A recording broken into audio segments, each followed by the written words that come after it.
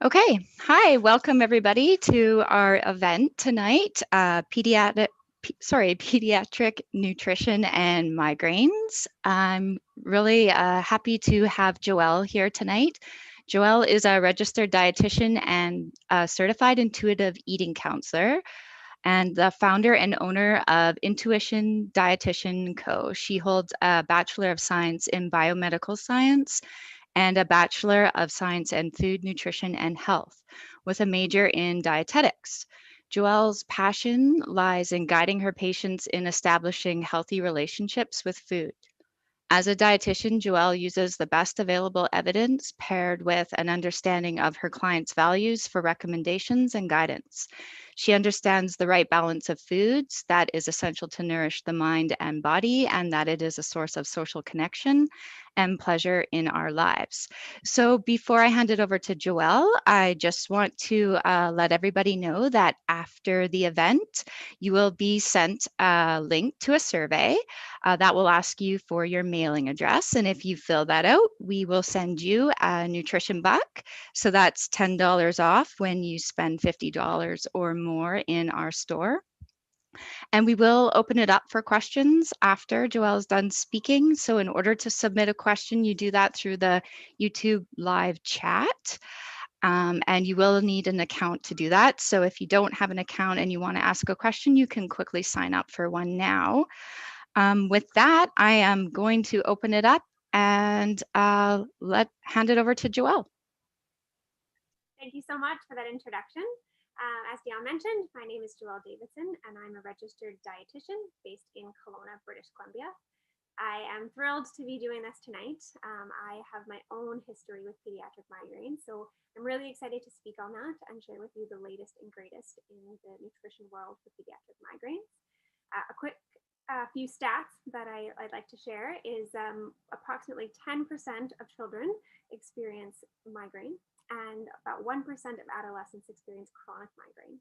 So those are kind of some staggering stats, and nutrition is one small factor that comes into play. There's lots of other reasons and lots of other genes that are linked to migraine, but nutrition has a role, and so we can optimize it for best outcomes. So that's why we're here together today, and I'm excited to dive in.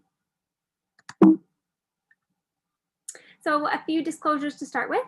First, this presentation is sponsored by Okanagan Clinical Trials, and it is in partnership with Choices Markets. And a disclaimer, the content is not intended to be a substitute for professional medical advice, diagnosis, or treatment. Please seek the advice of your physician or other qualified health provider with any questions you may have regarding a medical condition. Anything that I suggest in this presentation should be ran by your health team before trying it. So here's our outline of how things are going to go today in our hour and a half together. First, I will tell you my story about pediatric migraine and my lived experience. We will get into how nutrition plays a role with migraine. We'll talk a little bit about some food triggers. We'll talk about the gut-brain axis and the microbiome and how that is related to migraine, how we can optimize our food intake to help that. We'll go over the division of responsibility. This is a way to look at how we feed children and how we work with kids of all age and as parent and provider for the food. We'll talk about supplements and what the kind of latest information is for children and supplementation. And then we'll have a question and answer period at the very end. If you have questions throughout, I encourage you to use the chat box through YouTube when you have your question, just so that we don't forget near the end, and then they'll be queued up for me to answer in that answer period. So we'll dive into my story. So I first had a migraine when I was 8 years old. Now, I may have had one before that, but that is the memory that I have as my very first migraine. I remember going to school. I was in grade 3, and I couldn't focus on my morning assignment, and I felt like I couldn't see my paper very well, and I didn't know why, and my head hurt, but not like a headache. It was something different. And my teacher, I don't know if she really knew what was wrong and just thought I had a headache. So I went over and sat in this corner with my beanbag propped up there and kind of waited for a bit. And it wasn't until I started vomiting in the corner that my teacher realized there was something a little more wrong. And so that was the first day that I went home from school and had to kind of go lay down and sleep and take a step away.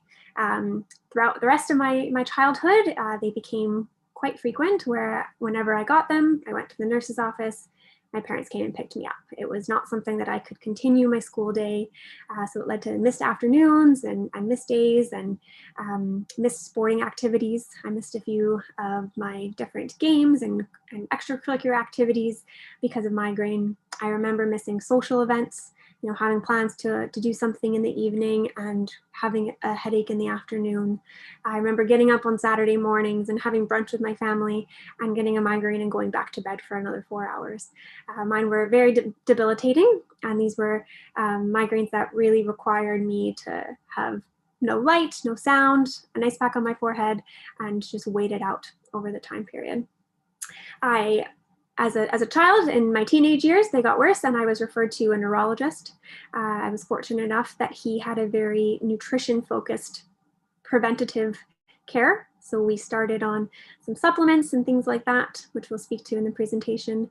And he, was ready to give me the latest and greatest in medicine and look at my migraine care as a whole thing, not just one piece and not just using medication, but looking at it very holistically, which I was very, very fortunate to have that. Fast forward, I am now a dietitian working and have my own company, Intuition Dietitian Company. I don't have migraines as often as I used to. When I do, they are not as debilitating as they were. I'm able to use over-the-counter medications, continue on my day, and I'm really grateful for that. And that as I've grown up, I don't know if I would consider myself growing out of them or if I changed what was happening, but things have changed in my world and I no longer suffer as I used to. So that's my story. I have some really interesting lived experience, so I'm excited to share with you this information for things that I tried as a child and hopefully to help you and your children. So how does nutrition play a role? Well, we will talk about a few different aspects of nutrition, including the types of foods and how we serve the foods. So the first thing is that we need to have good balance in what we eat. That is one of the key principles of diet, is ensuring that we have a variety of foods, different types of foods. We have different colors on our plate. We need these foods offered regularly in a balanced way throughout our day. We need meals and we need snacks. We want to make sure that we're offering our children food in that way. So when they look at the plate, there's lots of color, there's different types of foods. They're getting meals and snacks offered at a consistent time frame. We want to make sure that our diet is not overly restrictive. So often in migraine, we look at different food triggers and we take everything out, but that can lead to a very restrictive diet, which can be harmful in a way and cause some disordered eating and potentially eating disorders. So we want to make sure that we're doing it cautiously, slowly, and that we're making sure we're keeping that variety there. Each one of us is different, so there's not one thing that might work for one child and it won't work for the other. Everything is based on each of us personally. So know that we can keep trying and keep the balance, and that it's not going to be the same for everyone. Also, to say with that, there's no perfect diet. So just like not everything works for one person, there's no perfect diet out there. Everything should be different. So here is a snapshot of the updated Canada's Food Guide. And I included this picture just to show again that balance that we want. We want to have lots of color on our plate. We want to have lots of fruits and vegetables. And we'll talk about why those are important. We want to have a good variety of proteins. So you can see in the top right corner, there's the protein section with meats and plant proteins and nuts and seeds. We want to choose whole grains. Whole grains have a good source of fiber. So those are down in the right corner.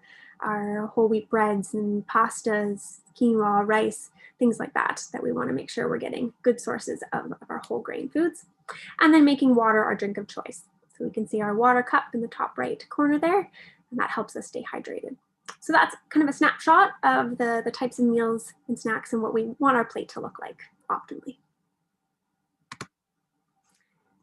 So one other piece of nutrition is how we are structuring our eating. So particularly for children, we want to make sure that we are offering 3 meals and 3 snacks a day. Those of you out there with teenagers might say, that's not going to work for my teenager. They don't eat breakfast, they don't have snack, but we're going to do our best. We're going to give them an offering of food, and if they choose to eat it, that's great. If they choose not to, that's okay too. So we want to have that set up in our day. So it might look like a breakfast, a mid-morning snack between breakfast and lunch, having lunch, an afternoon snack. This might be after school, on the way home from school, dinner, and then something before bed. So you can offer something. If your child says they aren't hungry, that's fine too. But we want to make sure, again, that we're offering food in that way. The last bullet point included on here is including protein at breakfast. And that is something that's linked to migraine, and ensuring that we are including that protein at breakfast can be helpful. So some examples might be hard-boiled eggs, having nut or seed butter, including yogurt, having beans or scrambled tofu, things like that to include within breakfast. Changes in our eating patterns, so skipping a meal or skipping a snack, can actually potentially lead to a migraine. So we want, if we're normally eating 5 times a day, we want to try to continue to eat 5 times a day. Skipping lunch or missing dinner changes how our body's regulating our blood sugar, and that can be part of the trigger for a migraine. So we want to continue to offer meals and snacks consistently. For beverages, we want to choose water most often, as we saw on the Canada's Food Guide snapshot. There is some interesting information that actually, if we are including more water, we can reduce the headache frequency. So this might be for people who aren't, getting enough fluids in their day to start with. Either way, it's something worth trying, just including more water in the day and including a nice water bottle for your child to bring to school and have at school and fill up at home, and maybe set fun goals to say, okay, we have to finish up to this line by dinner time, just to make sure that we're getting enough of our hydration. We want to limit our sugar sweetened beverages. So that's things like pop and iced tea and lemonades. We want to limit those as they provide us with a lot of added sugar, which again can affect how our blood sugars are, and they aren't as hydrating as water. So we don't get a lot of nutrient from that. We don't get some of that great hydration, and we get a little too much sugar. So we want to leave those to be an occasional, once in a while thing, and we want to include at least 6 cups of water in the day. Okay, so we'll move into some specific nutrients in foods that can be helpful for migraine. There are some interesting observational studies that indicate foods with omega-3s can reduce the prevalence of migraine. These omega-3s are polyunsaturated fats. That's just the type of fat that the chain of links in the fat. And in some studies, it shows that it can reduce the frequency and severity, so how debilitating that migraine might be. So here's a list of some foods where we can find our omega-3 fats. Fatty fish, such as salmon, trout, mackerel, herring, things like that. And you might be thinking, my child typically doesn't like fish. There's some fun ways that we can include fish. You can mix it into kind of like chicken salad or egg salad. You can use some avocado, use some mayo, mash it all up together, put some different seasonings in there, scoop it with crackers, put it on a sandwich. You can do a salmon roasted in the oven, maybe do a maple syrup type dressing or glaze to help change up the flavor of the fish, make it a little more acceptable to your child. Some other foods include walnuts, flax seeds, and chia seeds. Those last two are fairly easy to mix into smoothies, mix into yogurt. The walnuts and those other seeds could be made into a granola that's included as a snack, or had with milk or had on yogurt. So there's a few ways to try and include those. We'll talk a little bit later about the supplement form of omega-3s, but in pediatric studies, there isn't a lot of evidence for taking it as a supplement. So we really want to go for the omega-3s that are in our foods. So some vitamins and minerals and where we can find them. So these are a few of the vitamins that are linked to migraine in children. So low nutrient levels of these, of magnesium, riboflavin, B2, there's a few other B vitamins as well that are important, and coenzyme Q can actually be precursors to having migraines. So magnesium is the first one here, and low levels of that can precipitate a migraine. So here are the foods that we want to try and include as often as we can. Leafy greens, so your spinach, your mixed greens that you buy at the store, kale, Swiss chard, things like that. Nuts and seeds, pumpkin seeds in particular are fairly high in magnesium. Beans such as black beans, white beans, kidney beans, think vegetarian chili, and avocados.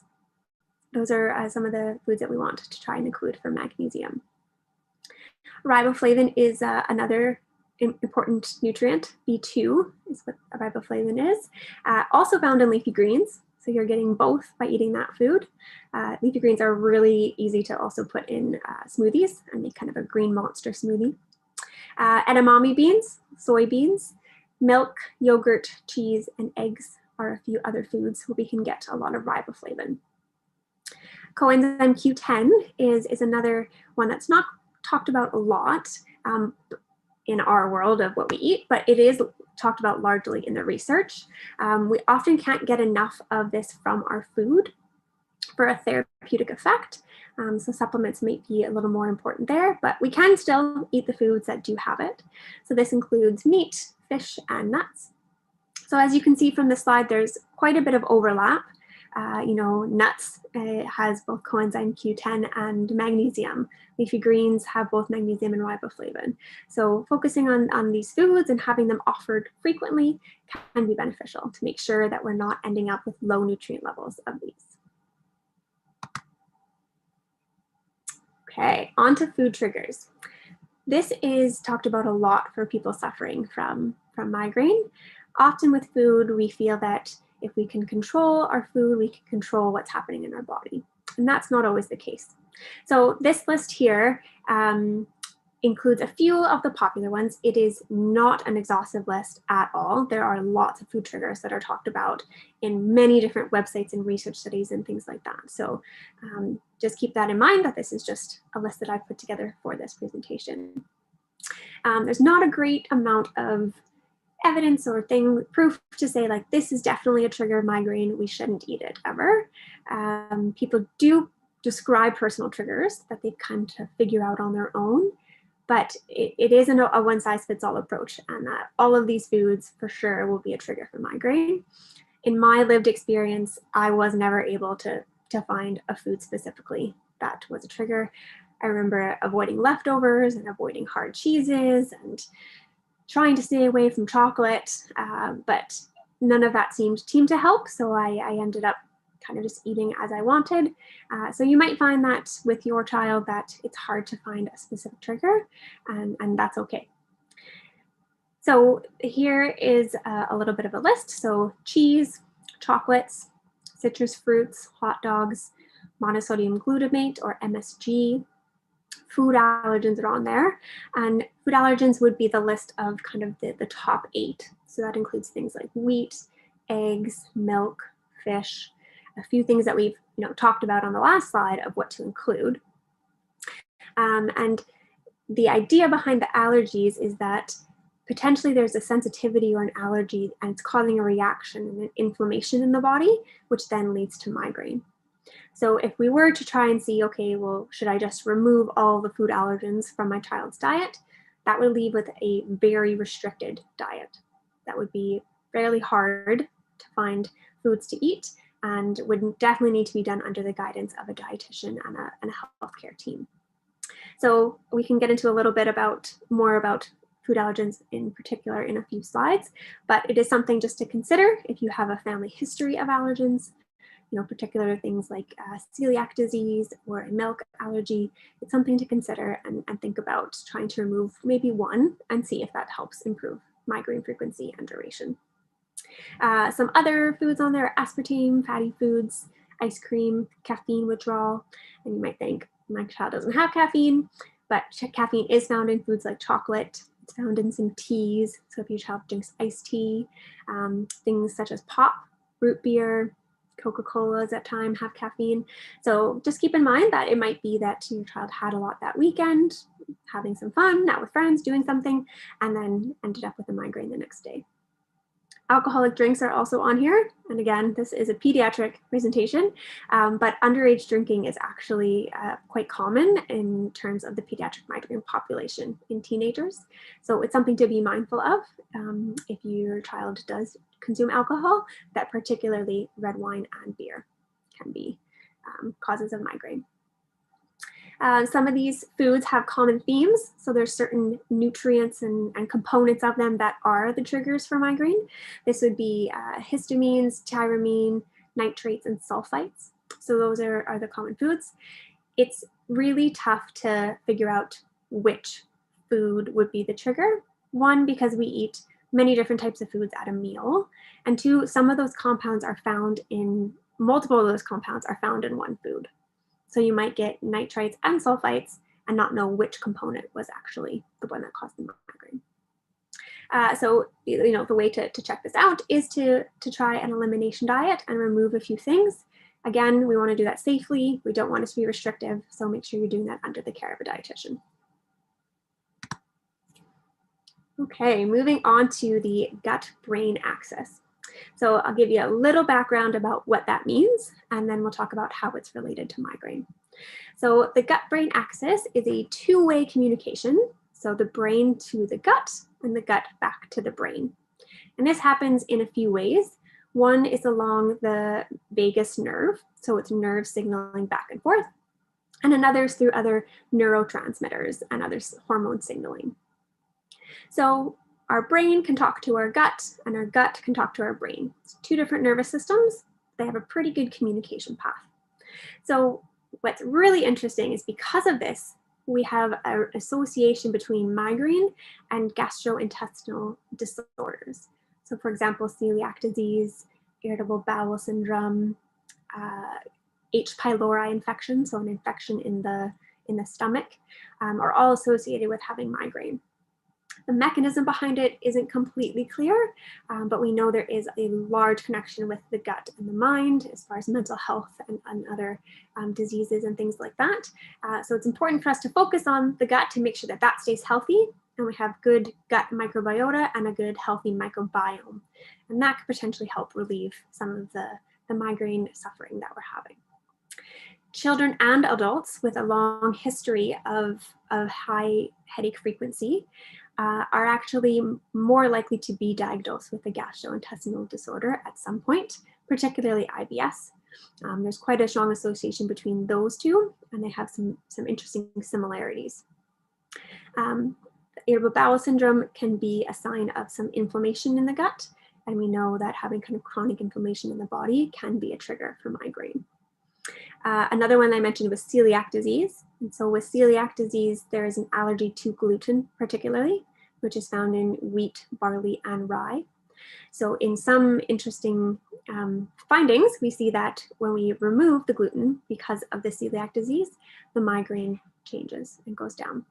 So before we were talking about food triggers and allergens, wheat being one of the top allergens. So it could have been the gluten in that wheat was leading to more frequent migraines, and that the migraine was a presentation of having that. So something to consider, again, if you have a family history, worth getting checked with your doctor.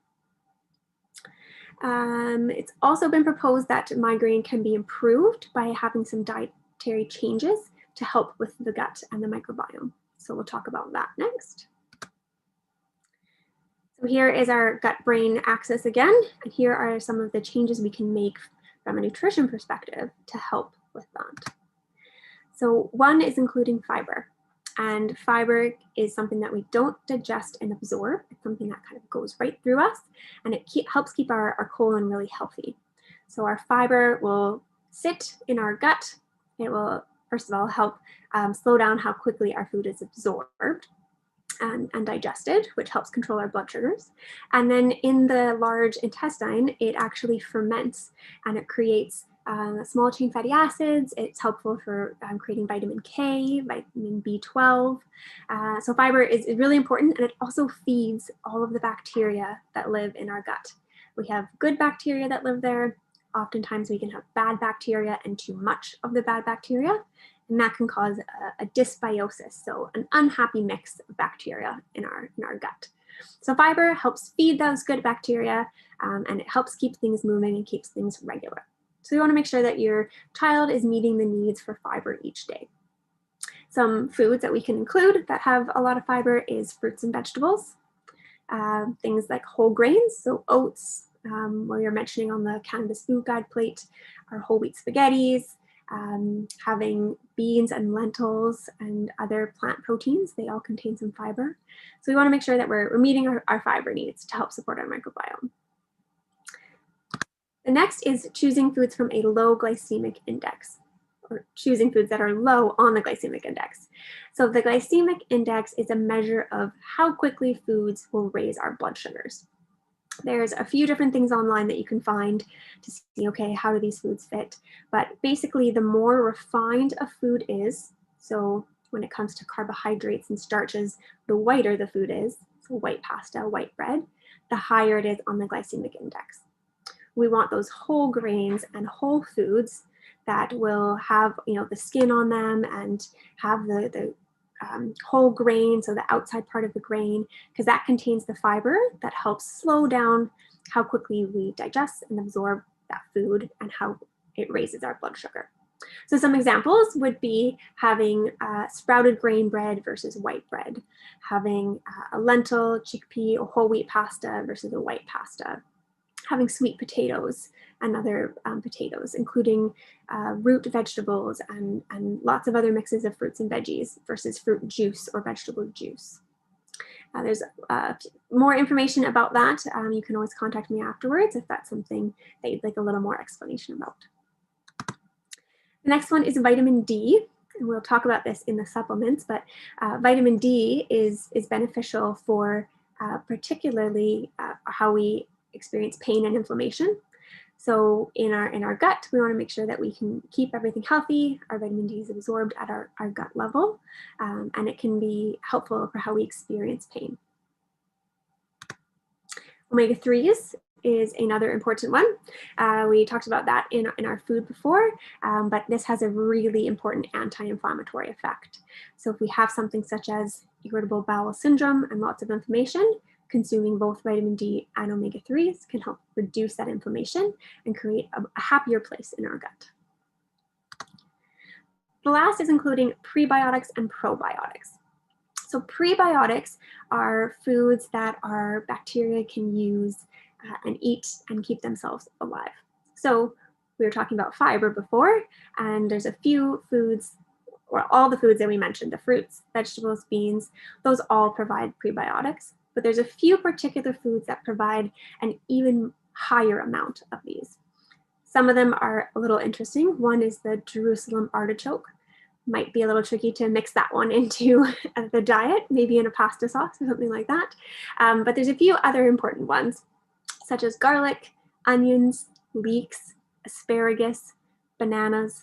Those are a few of the top ones that have a really high amount of prebiotics. Bananas in particular would be ones that aren't as ripe. But so including garlic and onions in your cooking, in soups, in stir fries, is a really good way to increase the prebiotics content of your child's diet. Probiotics is the other one. So these are foods that contain bacterial cultures. Often we think of yogurt when we think of a probiotic, but there are a few others. Things like anything that's pickled or fermented, so sauerkrauts, pickled salsas, pickled carrots or beets, kefir as an option, and more of a drinkable yogurt. That can be something to include in the day, and other condiments, sauerkraut relishes, things like that have some probiotics in those foods. So those are a few ways to help that microbiome. A couple others is to make sure we take the time to eat. So when we are rushed in eating, that's not as helpful for how we're digesting our food. So we want mealtime to be enough time to eat, so our child can be calm, sit there and enjoy the food, chew the food well, digestion starts in the mouth, eat slowly and not feel rushed to eat really, really fast. Okay, so that's the gut brain axis and microbiome. We'll move on to the division of responsibility. So the division of responsibility is a framework that was pioneered by Ellen Satter, and it delineates the role for the parent and the child in feeding and nutrition. We want to create a happy and positive feeding environment and experience for both parent and child. So this tool helps us to continue to offer nutritious, balanced meals while allowing our child to eat to their hunger cues. So what we have on the screen here is for children under a year, or sorry, it's for children over a year. Children under a year would have a little bit of a different split. In that we're not really worried about children under 1 at this time. So anyone older than 1, this is how we're gonna split it up. So our parents out there, you are deciding what is served. So that could be what you're making for dinner, what's gonna be for snack, what's packing for lunch. You're deciding when you're eating, so what time the meals are. So again, back to we want that regularly scheduled meals and snacks. We want to continue to offer food regularly. So we want to make sure that we're not missing those meals and that you're offering that food. And where. So where are we eating the meal? Are we at the kitchen table? Are we out for a picnic? Are we going out to dinner? Where are we consuming our meal? That's the parent's job. Now, the child's job is to decide if they want to eat the food that's on the plate and how much they want to eat of it. So if they want to go back for a little bit more of the mashed sweet potatoes, they can go back for more. If they don't want to eat something that's on the plate, maybe you tried the Jerusalem artichoke, and they can decide not to choose that. This division responsibility, allows it to be a calm, happy feeding time for everyone involved. There's no bribing, there's no, we'll just have one bite, there's no, you have to have this before you leave. It makes it peaceful. It allows our children to explore the food with confidence and not feel pressured to eat. They don't feel that they need to finish what's on their plate in order to have something more and end up overeating. Children innately know how to listen to their hunger and their fullness cues, and so we want to continue to honor that. Again, as we get older, teenagers, we've got many different influences for how and why we eat. It might be a little more challenging to say, okay, here's what you're having for lunch, take this. Your teenager might not appreciate that, but you can still make the offer and say, here I have this, you can include this, and making sure that the meals that they are home for, that you are offering a well-balanced plate, and that you're all sitting together at the dinner table if possible. So that's the division of responsibility. It really helps with consistent and regular intake, which we know from previous slides is really important to keeping migraine away. So next is looking at a food and headache diary. So this can be helpful to determine links between headaches and certain foods. In this, we want to include a few different things to make sure that we've got that it's a useful tool and we've got information to give to our healthcare team. So we want to include what time it is, what food we've eaten, and that could be, what not necessarily what was offered, but what was actually eaten. And then if a headache happened. So if your child developed a headache at all that day, it would go in the diary, and you would include the symptoms that they had, the duration of the headache, and the pain level on a scale of 0 to 10.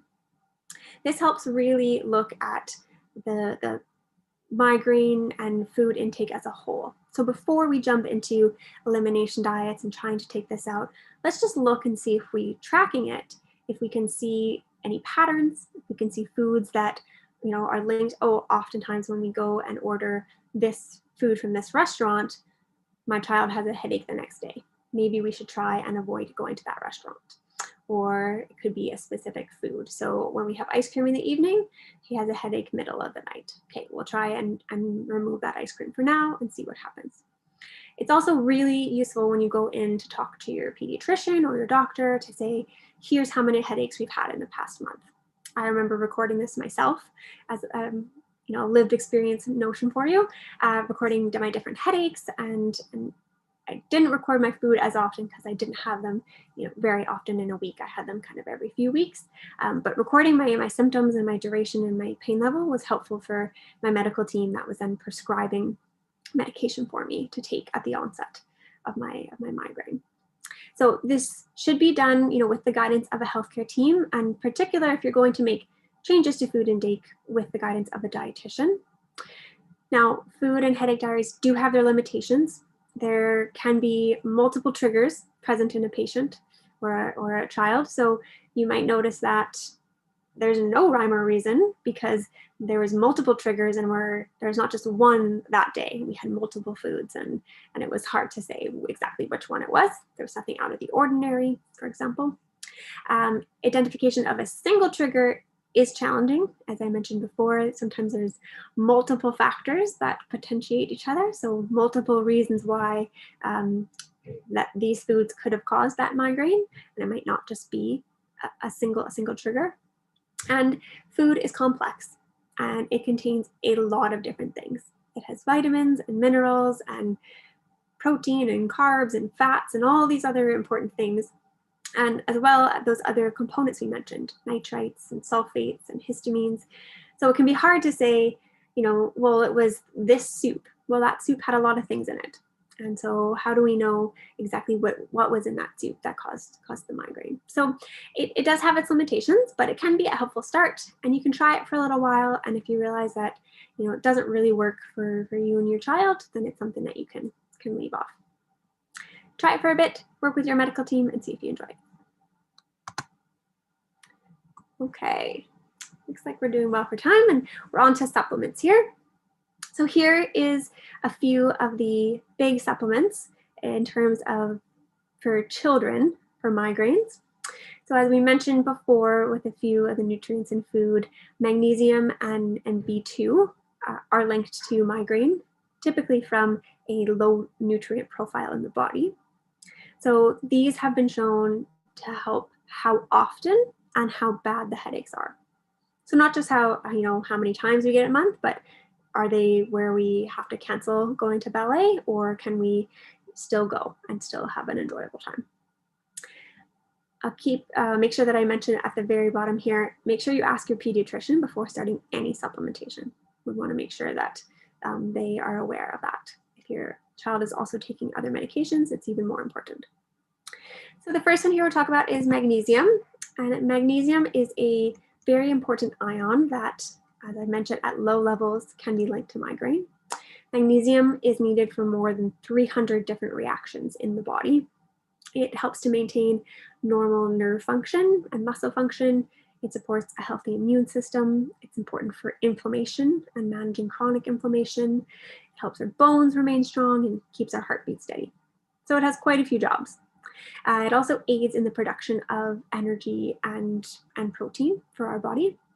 So in research with individuals with frequent migraines that happen pretty often, particularly those with an aura, and for those of you, I'm sure many of you out there are parents of children with migraine, but for those of you that might not know, aura is a vision change that happens right before or at the onset of a migraine. And it can be missed spots of vision, things kind of wiggling in the sky, and it's a vision part that comes before the pain of the migraine. So particularly for those that get an aura, magnesium can be important, as that could be a sign that there's low levels of magnesium in the brain tissue. So we want to start to include this as it has that anti-inflammatory effect. And sometimes it can be difficult for children to eat enough dark leafy greens and nuts and seeds every day to get as much magnesium as we need. As I said before, pumpkin seeds are a really good one, so that might be something easy to slip in. But magnesium as a supplement comes in many different forms. Not all of them are as well tolerated as the others. So talk with your pharmacist to see which one might be better absorbed, or ask your doctor. Taking some magnesium forms can lead to diarrhea and more of an upset stomach. We don't want that to happen, so try and look for one that is well tolerated. So in studies, we know that magnesium may reduce migraine frequency and severity. So the dose can change depending on what your child weighs. It is available in supplement form and pill form, and the dose is around 200 to 250 milligrams. Again, that changes based on your child's body weight, so something to discuss with your medical team. B12 is the next one. B12 is also known as riboflavin, and it is the most frequently studied supplement in the migraine world. It is quickly eliminated by the body. So the half time is about 2 hours. So it often needs to be taken more than once a day. Just taking B12 in the morning, often not enough. We should probably take it at breakfast, lunch, and dinner. It should be taken with food, and again, continuing to have it often while including those foods that are high in riboflavin. For children, it depends again on how much they weigh. So any child under 88 kilograms, you'd want to take 100 milligrams twice a day. And anyone over 40 kilograms or over 88 pounds would take about 200 milligrams twice a day. This is a fairly low risk vitamin to take as a supplement. It is water soluble. So it, as we mentioned, it goes out of the body fairly quickly and doesn't really have a toxicity limit. So we're not worried about taking too much. So those are magnesium and riboflavin are two of the big ones that are often talked about in migraine. And for myself, those were two that I took on a daily basis. The next one here is omega-3s. And this was another one we talked about in food, and going with a food first approach, we want to include those foods that are high in omega-3s. There is not a great link for pediatric migraines for supplements of omega-3s, but even if it's not directly for pediatric migraine, omega-3s are beneficial for lots of other reasons. So a supplement may be appropriate for your child. They are really important for that inflammation and that anti-inflammatory effect, as well as lots of other functions in the body.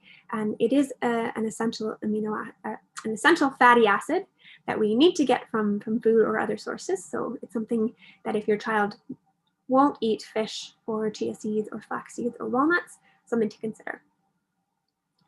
Coenzyme Q10, we mentioned as well. That is an antioxidant made in our bodies that has a really big role with energy metabolism. And in moderate doses, we see that coenzyme Q10 is well tolerated and effective to decrease headache frequency and decrease the disability from the headache. So, like me, needing to go to a dark room and have an ice pack and no sounds, your child might be able to continue to do what they're doing throughout their day. May not need to leave school. So that's exciting and hopefully helpful. So dosing for children is again based on weight. So 50 milligrams for any child under 88 pounds and 100 milligrams for any child over 88 pounds. It's typically in the pill form as well.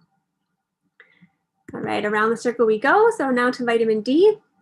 There are no controlled studies with vitamin D in terms of benefit for migraine, but as mentioned, it's a really important anti-inflammatory effect and helpful for pain conditions. So taking vitamin D can be helpful to reduce the pain sensation that your child feels. In the summertime, we can make vitamin D through our skin if we're not wearing sunscreen. In the wintertime, in Kelowna particularly, which is where I live, and a lot of British Columbia and Canada, we can't make it through our skin. So we want to make sure that our child is getting enough vitamin D, and we can do that with supplement. So there are little D drops that you can buy, or you can buy children's liquid vitamin D, and you add a few drops into water, drop right on the tongue, just tastes like a little bit of oil, and make sure that they're getting their vitamin D. For most children, it's anywhere from 600 to 1,000 IU in a day. So that depends again on the child's age as far as how much we want to give. Okay, melatonin is the last one here. So melatonin is produced naturally in our brain, and it helps with playing a role in initiating and sustaining sleep. So melatonin has shown to be really beneficial for those with headache and migraine and headache disorders in general when taken nightly, as it helps us to initiate and continue that sleep, which is super regenerative for the brain. So it has the anti-inflammatory, anti-pain process by allowing the brain that rest during sleep. It has a positive effect on other parts of the brain beyond the headache itself. So for children, this is something that they could take on a nightly basis, starting with a smaller dose and working up if needed. The other thing with melatonin is something that our bodies do create it. So having a really good sleep routine can actually help our bodies to secrete our melatonin on its own and have that good sleep pattern. So maybe it's that you're getting your child ready for bed and you have a certain order as to how you do things. You start the routine at this time, we brush teeth, or we have a snack, we brush teeth, we read a book, we go to bed. Older teenagers may be working to say, okay, so we need to turn phones off at this time. We need to have a wind down period from this time to this time with low lights and no blue screens, and to help to have that really good sleep, a consistent bedtime and a consistent awake time, just really to optimize that sleep and optimize the melatonin that our bodies are producing themselves. Okay, so those are our 6 nutrients: our magnesium, our B2, our omega-3s, coenzyme Q10, vitamin D, and melatonin. Okay, so we're about 45 minutes here. I'm just gonna wrap up with and leave some time for questions here. So out of everything I talked about with food and nutrition, we can do our best to optimize, but often we find that migraine is multifactorial. So this is just a note to say, if you've exhausted all of the resources and are finding that you are looking for new treatment options for your child, you can reach out to Okanagan Clinical Trials to see what clinical studies they are offering. My presentation is in partnership with them, and so you can contact OCT, see if there's opportunities available for you and your child. When I was young, I worked, again, I said, with my neurologist. And I was super happy that he was interested in the latest and greatest of medications and supplements to help me. So it might be something to look into for your child. Okay, we'll move on to the question and answer period. And my contact information is here on the slide. So my email is there, joelle@intuitiondietitianco.ca. If you have further questions about what I mentioned, or if I misspoke and said something wrong and got you confused, feel free to reach out, and we can chat a little further. Go ahead and type your questions into the chat room, and I will answer them as they come. Thank you so much. That was so interesting. I have a question. If someone's keeping their headache diary, how far back should they go with their food? Like just a day, or do you think they should go further back than that? So I would say to keep it to do the headache diary for a good amount of time. So when you're starting, you would write down like, I could go for the day, and I would go for about 3 to 4 weeks. Okay. And then you have that information and that data of what you've eaten and what the headaches were to look for any patterns. Just one day or a couple of days or a week might not be enough to really see the differences in what our child is eating. Right. Thank you. Sure. We'll just give it some more time here to see if any questions come through in the chat. Maybe another question that I have is, how do you think people can incorporate, or do you have any suggestions on how to eat or not very ripe bananas, or like green bananas? Do you have any tricks? Good question. So they don't need to be completely green. We just don't want them to be brown either. Now, if you do have a brown one, please use it into banana bread or pancakes or something like that. There's nothing wrong with that. But more of the prebiotic content comes when they're a little riper. So mixing them into food, so putting them into smoothies, eating it on its own, it can be a little starchy. So mixing it in that way, blending it into pancake batter. So if you did a blender type of pancake, so put that in. You could even add in some of those other foods, the flax seeds and chia seeds, blend it up that way, hemp hearts, and make pancakes. Or slather some good nut butter on there. You make it into kind of a banana stick popsicle thing with some peanut butter. Can be a nice way too.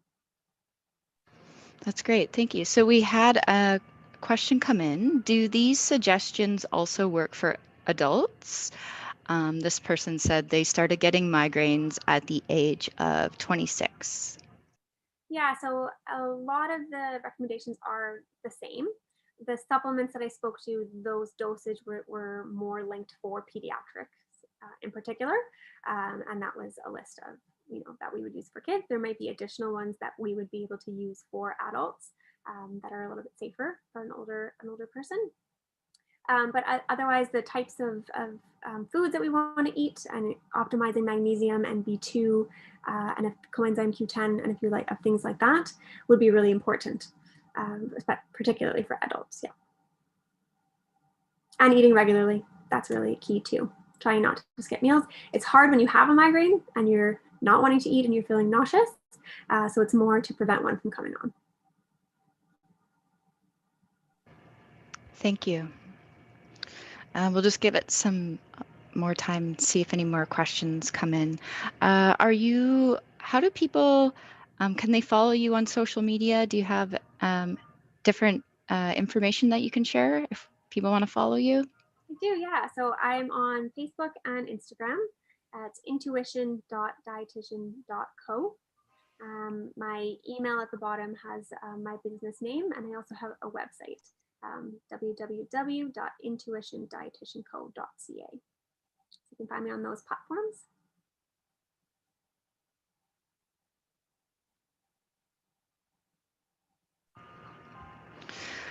So you spoke a little bit about maybe eating low glycemic for migraines. Do you have any resources where people can find out more information on that, or would they reach out to you? Yeah, they can reach out to me and I can send a couple. There is a fairly good one through Diabetes Canada.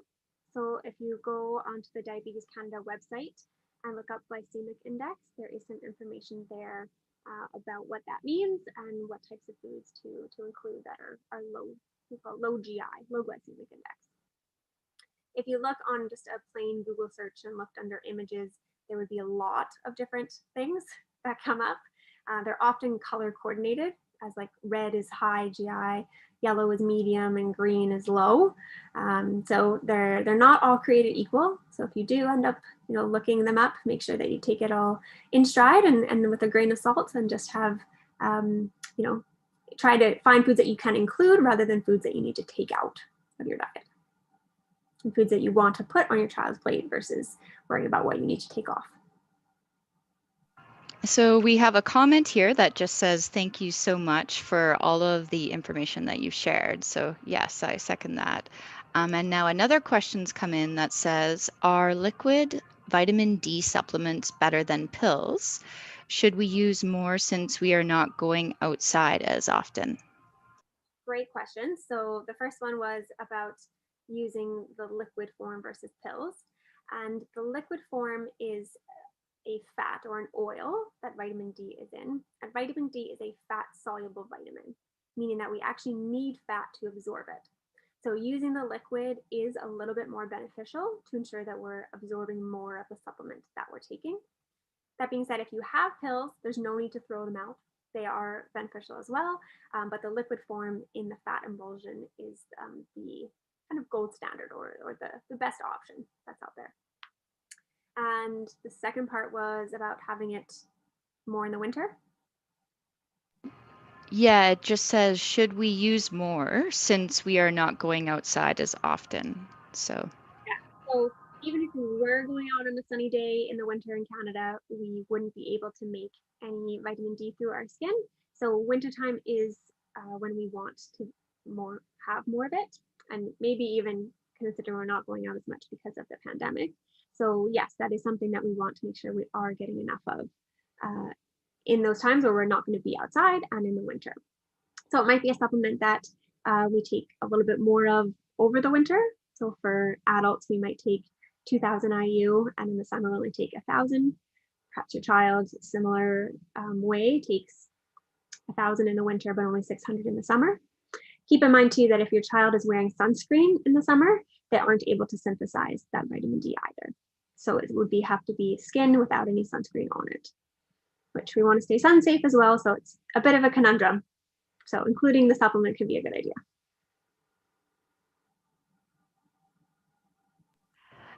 So we have a comment or a question here that says, I'm taking a health and nutrition class at college, and my professor asked if we can get some kind of certificate or proof that they took this class. So I think that you would have gotten like the email to say that you were registered and in that way. I'm not sure, Dion, if you have a way through choices to send something out for that. Yeah, I'm not sure how we can go about that, but why don't you can send an email out to nutrition at choicesmarkets.com, and we can make sure that we just get something that said that you attended. Absolutely.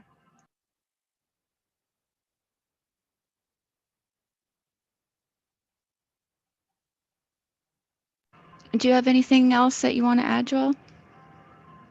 I don't think so at this time. If there is further questions that come up, or anyone who's watching the replay, still feel free to email me if there's any clarification that you want, or you have further questions, or you want some guidance for you or your child.